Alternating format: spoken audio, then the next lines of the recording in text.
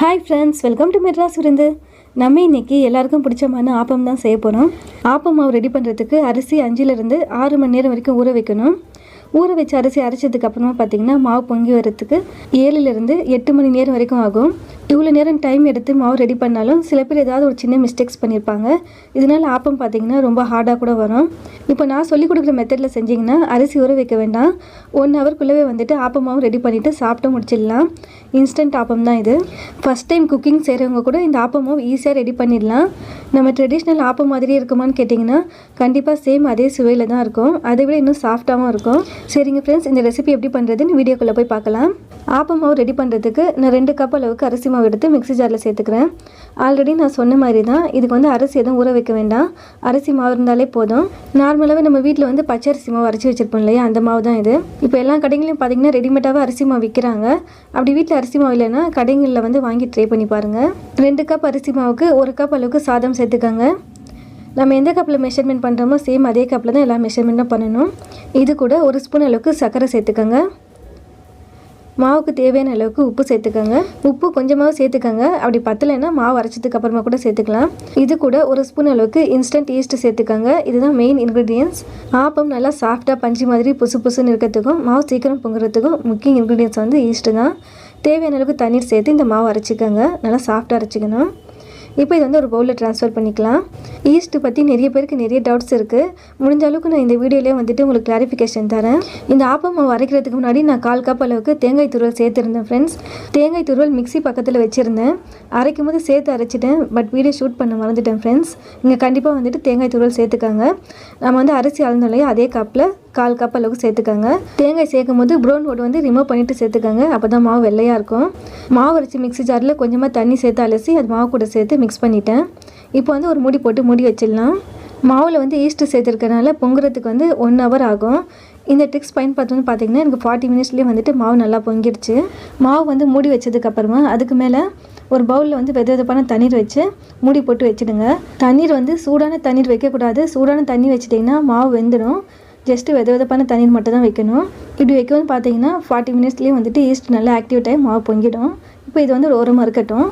வேர்க்கடலை சட்னி ரெடி பண்ணிக்கலாம். பேன் சூடானதும் 1 ஸ்பூன் அளவுக்கு எண்ணெய் சேர்த்துக்காங்க. இது கூட 1 கப் அளவுக்கு வேர்க்கடலை சேர்த்துக்காங்க. நான் சேர்க்குற வேர்க்கடலை வந்துட்டு பச்சை வேர்க்கடலை.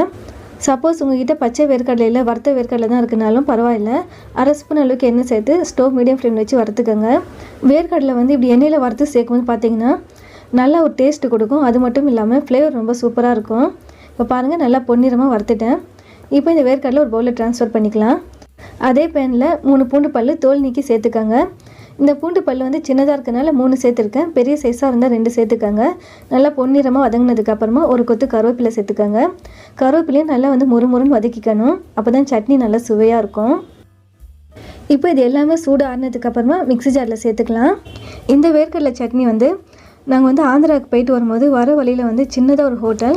அந்த ஹோட்டலில் பார்த்திங்கன்னா இது மாதிரி தான் இந்த சட்னி அரைச்சாங்க. இந்த சட்னி வந்து அந்த ஹோட்டலில் வந்து ரொம்ப ஃபேமஸ்ஸு. இந்த சட்னிக்காக தான் சாப்பிட வராங்கன்னா பார்த்துக்கோங்களேன். ஏன்னா வறுத்து அரைக்கிறனால பார்த்திங்கன்னா ஃப்ளேவர் சூப்பராக இருக்குது. அது மட்டும் இல்லாமல் சுவையும் ரொம்பவே நல்லாயிருக்கும். 3 பொருள் வந்து எண்ணெயில் வந்து வறுத்து சேர்த்துருக்கோம். இது கூட ஃப்ரெஷ்ஷான 2 சில் தேங்காய் சேர்த்துக்கோங்க. கொஞ்சமாக புளி சேர்த்துக்கோங்க.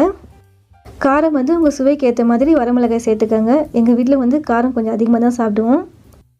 இது கூட 1/2 ஸ்பூன் அளவுக்கு உப்பு சேர்த்துக்கிறேன். உப்பு வந்து தேவையான அளவுக்கு சேர்த்துக்கோங்க. இப்போ இது கூட தண்ணீர் சேர்க்காமல் ஃபஸ்ட்டு கொரப்பாக அரைச்சிக்கலாம். இப்படி கொரப்பாக அரைச்சதுக்கப்புறமா தேவையான அளவுக்கு தண்ணீர் சேர்த்து சட்னி நல்லா நைஸாக அரைச்சிக்கோங்க. சட்னி பாருங்கள் நல்லா நைஸாக அரைச்சாச்சு. உங்களுக்கு வந்து கெட்டி சட்னி வேணும்னா இப்படியே ஒரு பவுலில் ட்ரான்ஸ்ஃபர் பண்ணிக்கோங்க.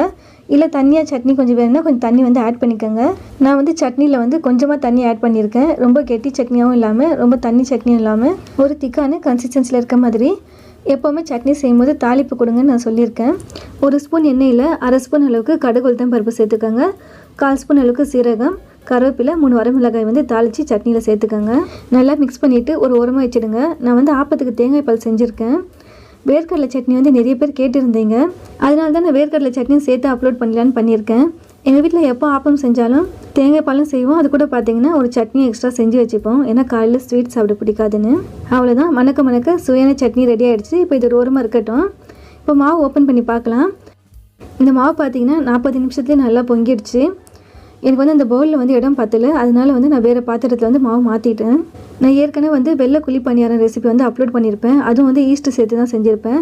ஆனால் அதில் அரிசி பார்த்திங்கன்னா ஊற வச்சு அரைச்சிருப்பேன். அந்த ரெசிபி செஞ்சவங்கன்னா பார்த்திங்கன்னா அவுட்புட் நல்லா வந்திருக்கு, நிறைய பேர் நல்லா ஃபீட்பேக் கொடுத்துருக்காங்க. அந்த ரெசிபியில் பார்த்திங்கன்னா ஈஸ்ட்டு பற்றி நிறைய பேர் டவுட்னா கேட்டிருந்தாங்க. ஸோ என்னால் முடிஞ்ச அளவுக்கு நான் இப்போ இதில் வந்து கிளாரிஃபிகேஷன் தரேன். நம்ம வந்து தோசை மாவில் எல்லாம் சேர்ப்போம் இல்லையா சோடா உப்பு, அது வேறு ஈஸ்ட்டு வேறு. சோடா உப்பு வந்து கொஞ்சம் உடம்புக்கு கெடுதலானது, ஆனால் ஈஸ்ட் வந்து உடம்புக்கு வந்து நல்லதுன்னு சொல்கிறாங்க. ஈஸ்ட் எந்த உணவில் பயன்படுத்துவாங்கன்னா பன்னு, ப்ரெட்டு, பீஸா, நான் இதை மாதிரி உணவில் தான் வந்து பயன்படுத்துவாங்க. மாவு வந்து நல்லா சாஃப்டாகிறதுக்காகவும் பொங்கி வர்றதுக்காகவும் பயன்படுத்துவாங்க. நான் வந்து ஈஸ்ட்டு பற்றி தெரிஞ்சுக்கின வரைக்கும் உடம்புக்கு வந்து ரொம்ப நல்லதுன்னு சொல்கிறாங்க. ஈஸ்ட்டு பற்றி உங்களுக்கு ஏதாவது டீட்டெயில்ஸ் தெரியும்னாலும் கமெண்ட்ஸில் ஷேர் பண்ணிக்கோங்க. கொஞ்சம் பேர் வந்து ஈஸ்ட் எங்கே விற்குதுன்னா கேட்டிருந்தீங்க. ஈஸ்ட் வந்து எல்லா டிபார்ட்மெண்ட் ஸ்டோர்ஸ்லேயும் இருக்குது, ஆன்லைன்லேயும் விற்கிறாங்க. முடிஞ்சால் நான் வீடியோ கீழே டிஸ்கிரிப்ஷனில் லிங்க்கும் கொடுக்குறேன். இப்போ பாருங்கள், மாவு சூப்பராக ரெடி ஆகிடுச்சு. ஆப்பம் ரெடி பண்ணிக்கலாம். ஆப்பக்கடை சூடானதும் ஸ்டவ் லோ ஃப்ளேமில் வச்சு மாவு சேர்த்துக்கோங்க. ஆப்பத்துக்கு வந்து மாவு எப்போவுமே கொஞ்சம் தண்ணியாக கலக்கிக்கணும். ஆப்பக்கடையில் மாவு சேர்த்துட்டு இதை போல் சுற்றி விட்டதுக்கப்புறமா ஸ்டவ் மீடியம் ஃப்ளேமில் வச்சுக்கோங்க. ஒரு 2லேருந்து 3 நிமிஷம் அளவுக்கு விட்டால் போதும், நல்லா ஆப்பம் வெந்துடும். இப்போ வந்து ஒரு மூடி போட்டு மூடி வச்சுடுங்க. இப்போ பாருங்கள் 3 நிமிஷம் ஆகிடுச்சு. ஓப்பன் பண்ணி பார்க்கலாம். ஆப்பம் கடைக்கு மூடின மூடி சின்னதாக இருந்தனால நான் வேறு மூடி இருந்தேன்.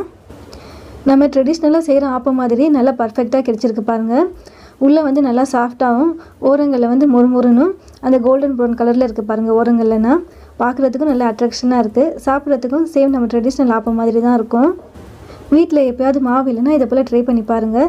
இல்லைன்னா ஆப்பம் சாப்பிட்ணுன்னு ஆசையாக இருந்துச்சு, உடனே சாப்பிட்ணுன்னா இதை போல் இன்ஸ்டண்ட்டாக ரெடி பண்ணி சாப்பிட்லாம். ஆப்பம் பார்க்கும்போதே சாப்பிட்ணும் போல் இருக்கு இல்லையா? கண்டிப்பாக ட்ரை பண்ணி பாருங்கள். பார்க்கும்போது உங்களுக்கே தெரியும், உள்ளே நல்லா பஞ்சு மாதிரி சாஃப்டாக இருக்குது பாருங்கள். இந்த ரெசிபியில் உங்களுக்கு ஏதாவது டவுட்ஸ் இருந்தாலும் கமெண்ட்ஸில் கேளுங்க ஃப்ரெண்ட்ஸ். எப்போவுமே சொல்கிற மாதிரி தான், உங்களுக்கு இந்த ரெசிபி பிடிச்சிருந்துச்சுன்னா கண்டிப்பாக வீட்டில் ட்ரை பண்ணி பாருங்கள். ட்ரை பண்ணி பார்த்துட்டு எப்படி இருக்குன்னு என் கூட கமெண்ட்டில் ஷேர் பண்ணிக்கோங்க. ஃப்ரெண்ட்ஸ், ஃபேமிலி, ரிலேட்டிவ்ஸ் வேறு யாருக்காவது இந்த ரெசிபி தேவைப்பட்டாலும் இந்த வீடியோ ஷேர் பண்ணிவிடுங்க. மறக்காமல் நம்ம மெட்ராஸ் இருந்த சேனலுக்கும் சப்ஸ்கிரைப் பண்ணிக்கோங்க. தேங்க்யூ.